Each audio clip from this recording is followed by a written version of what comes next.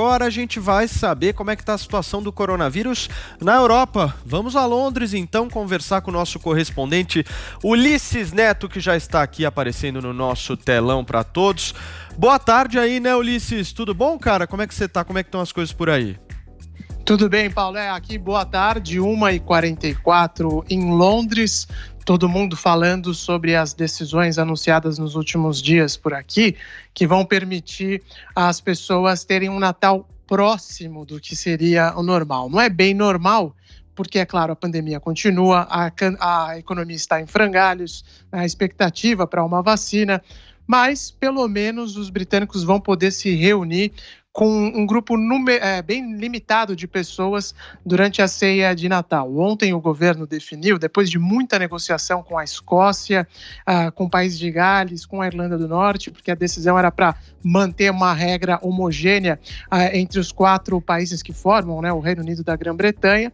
Depois dessas negociações, eles concluíram que pessoas de até 3 endereços diferentes, sejam parentes ou amigos, vão poder se reunir durante o Natal. Esse estava sendo considerado quase que um assunto de Estado aqui no Reino Unido nas últimas semanas, muita pressão sobre o governo, a sociedade queria, né, essa liberação para o Natal, apesar dos especialistas que formam o grupo de conselheiros do governo terem recomendado que essa exceção não fosse aberta para o Natal, porque o patamar de contaminações aqui continua alto, está desacelerando, mas continua alto e os riscos, é claro, são muito grandes. Mas durante essa semana específica, entre os dias 23 de dezembro e 27 de dezembro, as pessoas aqui no Reino Unido vão poder viajar, vão poder encontrar seus parentes e amigos que sejam até de 3 endereços diferentes, sem limite de pessoas, em um local privado.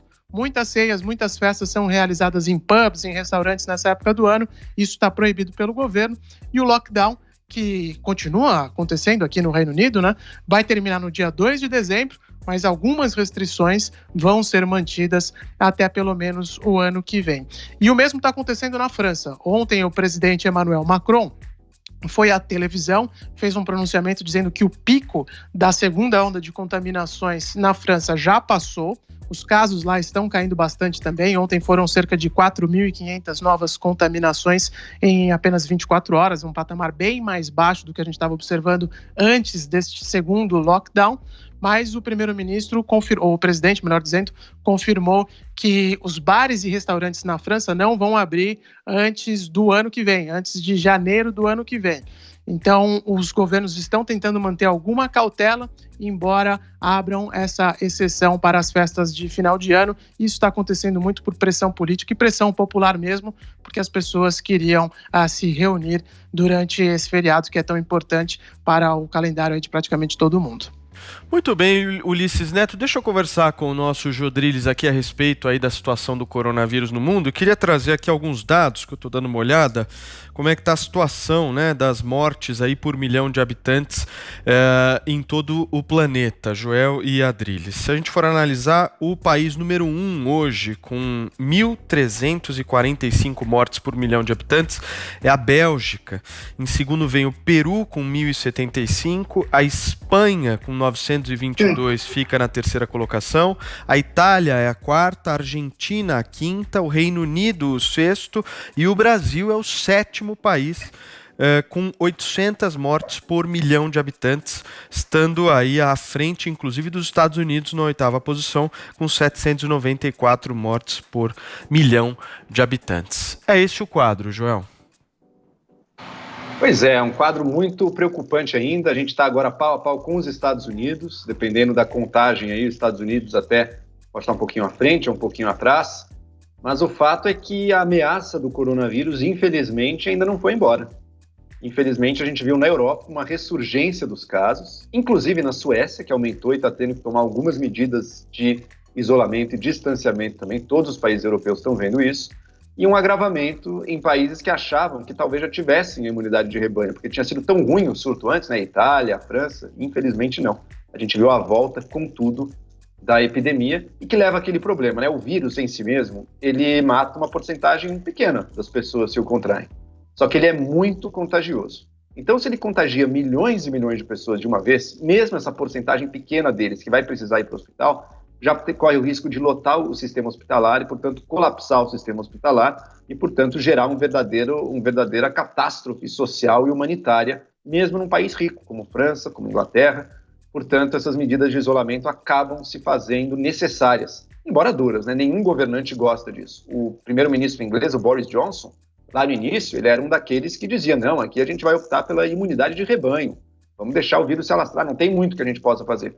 A Inglaterra viu um primeiro surto tão feroz, tão furioso, tão repentino, que ele teve que rapidamente mudar de posicionamento, teve que fechar o país, infelizmente. Ele próprio contraiu a doença, passou algumas semanas na UTI, e a doença não poupa ninguém, né, Paulo? Vamos lembrar que o Osmar Terra, ex-ministro, deputado, que dizia que lá por maio a epidemia teria acabado, que falou em menos de 800 mortos, que falou que basta cloroquina, cloroquina precoce, que você está livre.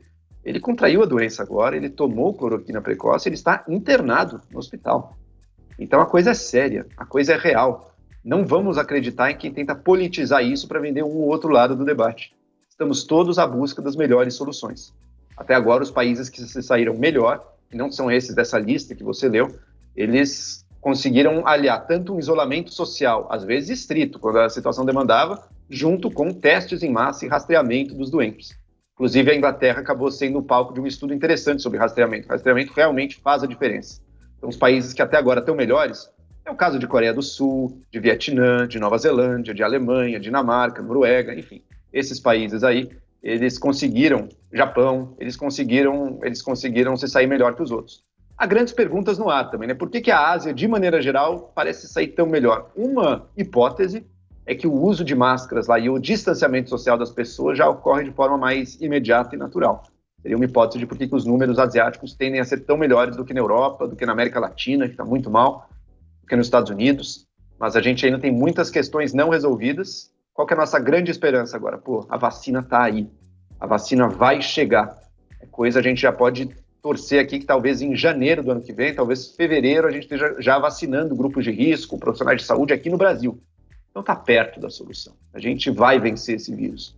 Só que a gente não pode descuidar completamente agora, porque muitas pessoas podem morrer desnecessariamente se a gente agora achar que já resolveu o problema e deixar que os casos subam novamente num surto descontrolado por aqui. Muito bem, Adrilha e Jorge, para a gente fazer uma análise aqui do Brasil, e pegando por estado, nós temos aí o top 3 aqui no Brasil de estados dos piores aí números de mortes por milhão de habitantes. Então temos o Distrito Federal liderando aí a pior situação de mortes por milhão de habitantes no Brasil, com 1.271. O segundo pior estado é o Rio de Janeiro, com 1.268, e o terceiro pior estado é o Mato Grosso, com 1.146. O melhor estado do Brasil hoje, na situação aí de mortes por milhão de habitantes, é o estado de Minas Gerais, com 460 mortes por milhão de habitantes, seguida de Santa Catarina e Paraná. Essa é a situação, esse é o quadro aqui no Brasil. E aí eu te pergunto, o que fazer nessa segunda onda? Não existe exatamente uma segunda onda no Brasil. Existe uma segunda onda de um tipo de burguesia que resolveu sair às ruas. Se a gente pega o princípio e a teoria da imunidade de rebanho, ela provavelmente já chegou nas camadas mais populares que nunca se isolaram, porque nunca tiveram a possibilidade de se isolar aqui no Brasil. O que acontece nessa pseudo-segunda onda aqui no Brasil, de uma reinfecção, ainda que o número de mortes esteja relativamente baixo em relação à pseudo-primeira onda, que é uma onda só, é o seguinte: a classe A e B saíram às ruas, fazem baladas, as baladas genocidas de milhares de pessoas. E aí relaxam, não só em relação à questão de distanciamento social, mas em relação ao uso de máscaras, em relação a lavar as mãos, em relação a ter contato após essas baladas, essas noitadas e coisas do tipo, com população realmente mais vulnerável, que essa sim deveria ter sido isolada desde o início, ou seja, pessoas mais velhas, pessoas mais doentes. O índice de mortalidade para abaixo dos 70 anos é inferior à gripe sazonal. É isso que importa. Sim, eventualmente é bom ter algum tipo de medida de distanciamento para achatar a curva e melhorar e equipar melhor os hospitais. Mas esse princípio acabou, já foi, valeu. Agora as pessoas se isolam por se isolar. Essas medidas da França e da Inglaterra são medidas ditatoriais, draconianas, de supressão de liberdades individuais. Ora, faça uma campanha de reinserção de consciência das pessoas, usem mais máscaras, lavem mais as mãos, evitem contato com populações mais frágeis, mas, pelo amor de Deus, proibir reuniões de mais de 6 pessoas, proibir você sair num raio maior de 10 quilômetros da sua casa, isso é coisa de Stalin. Isso é coisa de Stalin. Outra coisa, não há, até hoje, uma outra pesquisa que faça um gráfico de causa e efeito do lockdown, do isolamento, ou seja, como se fez lá em Nova York, em que 85% das pessoas foram infectadas em casas, como foram feitos em Estocolmo, em que 70% das pessoas foram infectadas em asilos, ou seja, dentro de casa.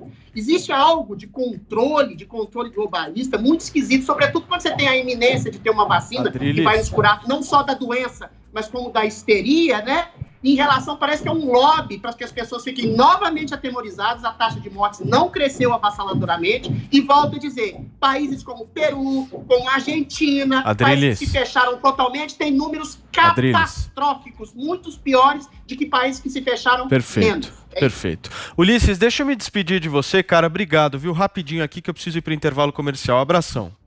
Valeu, Paulo. Um abraço aqui. Foi um esforço coletivo, né? E esse esforço coletivo está continuando, ajudou, foi fundamental para baixar os números. O pior da segunda onda passou. Boa. E vamos torcer para que as pessoas se comportem nesse período festivo para que não venha uma terceira onda. Valeu, aqui no Ulisses. Reino Unido. Abração, querido. Tchau.